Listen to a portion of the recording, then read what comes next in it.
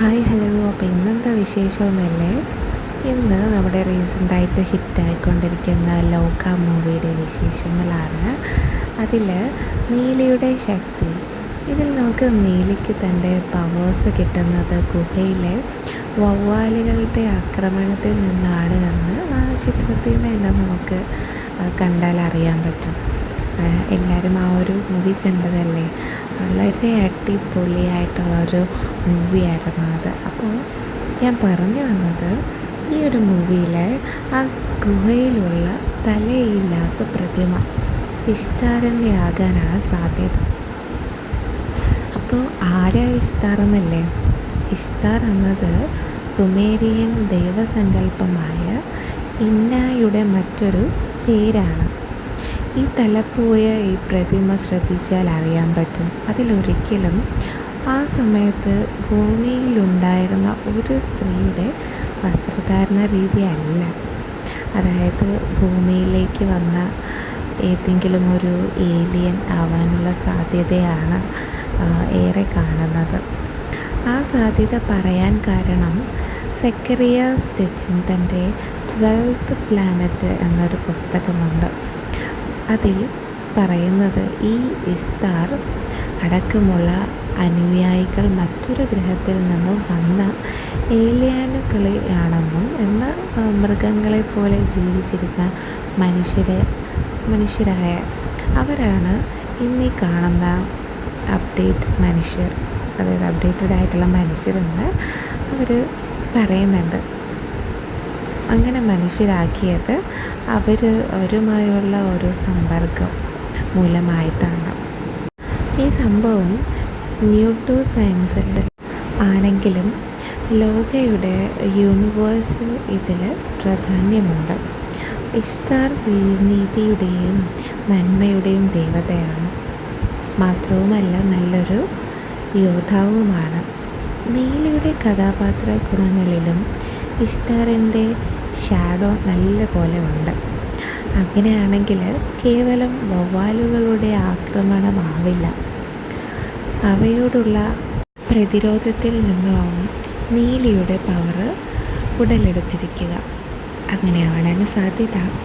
ഇനി വവ്വാലുകളും ചാത്തന്മാരും, അങ്ങനെയാണെങ്കിൽ ആ ഗുഹയ്ക്കുള്ളിൽ വവ്വാലുകൾ ചാത്തനാവാനാണ് സാധ്യത. അതെങ്ങനെ എന്നറിയണമെങ്കിൽ 1984 ഇറങ്ങിയ മൈ ഡിയർ കുട്ടിച്ചാത്തൻ എന്ന സിനിമയുടെ ക്ലൈമാക്സ് ആലോചിച്ച് നോക്കണം. ചിത്രത്തിൻ്റെ അവസാനം കുട്ടിച്ചാത്തൻ ഒരു വവ്വാലായി മാറി വവ്വാലിൻ്റെ കൂട്ടങ്ങളിലേക്ക് ചേരുകയാണ് ചെയ്യുന്നത്. മൈ ഡിയർ കുട്ടിച്ചാത്തൻ റെഫറൻസ് എനിക്ക് സ്ട്രൈക്ക് ചെയ്യാനായിട്ടുള്ള കാരണം എന്ന് പറയുന്നത്, മൈക്കൽ റെസ്റ്റോറൻറ്റിലേക്ക് കയറുമ്പോൾ ചൂളമടിക്കുന്ന ഒരു പാട്ടാണ്. അത് മൈ ഡിയർ കുട്ടിച്ചാത്തൻ ആ ഒരു മൂവിയിൽ ഈ ആലിപ്പഴം പറക്കാമെന്നൊരു പാട്ടായിരുന്നു. ഇതിൻ്റെ എൻഡിങ്ങിൽ പറയുന്ന ആ ഒരു ഗുഹയും മൈക്കിളിൻ്റെ 389 സഹോദരന്മാരും ഈ പറയുന്ന വവ്വാലുകൾ ആകാനാണ് സാധ്യത. അങ്ങനെയാണെങ്കിൽ ഇഷ്ടാറിൻ്റെ ശിങ്കിടികളാവും ഈ ചാത്തന്മാർ. നമുക്ക് ദി ലൈവ് എമംഗ് അസ് വായിച്ച് നീലി വീണ്ടും ഗുഹയിലേക്ക് എത്താനും ചാത്തനെ കാണാനുമുള്ള സാധ്യതകളുണ്ട്. മൂത്തോനും ആനയും അത് ആക്ച്വലി പറക്കും തലകീഴിൽ നിന്നിറങ്ങുന്ന ഒരാൾ ഗുഹ മനുഷ്യരെ തീയുണ്ടാക്കാൻ പഠിപ്പിക്കുന്നതായി ചിത്രത്തിൻ്റെ ടൈറ്റിൽ കാർഡ് എന്താ പറയുക, ഒരു ആനിമേഷൻ രീതിയിൽ നമുക്ക് ആ ഒരു സ്റ്റോറി തുടങ്ങുമ്പോൾ കാണിക്കുന്നുണ്ട്. അയാളുടെ നെഞ്ചിലുള്ള ആ ഒരു ആനയുടെ സിമ്പൽ എന്ന് പറയുന്നത് നമുക്ക് മൂത്തോൻ്റെ ദണ്ടിലും കാണാനായിട്ട് സാധിക്കും.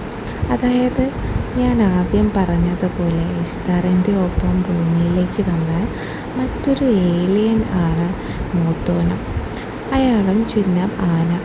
സിനിമ തുടങ്ങുമ്പോൾ നീലിയെ ഷൂട്ട് ചെയ്യാൻ വരുന്ന ഷൂട്ടറിൻ്റെ ആക്രമണത്തിൽ ഇതേ ആനയുടെ ചിഹ്നം നമുക്ക് കാണാനായിട്ട് കഴിയും. അതായത് ചന്ദ്ര ചാപ്റ്റർ 1 കഴിഞ്ഞു, അതിലും മുൻപ് നമുക്ക് നീലി മൂത്തോനുമായി എന്തോ പ്രശ്നമുണ്ടായതായി മനസ്സിലാക്കാനായിട്ട് പറ്റും.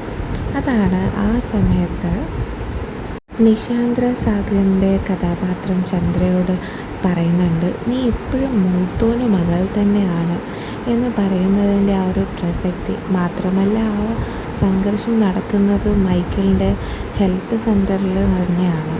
അപ്പോൾ ചുരുക്കത്തിൽ പറഞ്ഞാൽ വരാനിരിക്കുന്നത് ഒരു ഗംഭീരമായിട്ടുള്ള സിവിൽ വാറാണ്.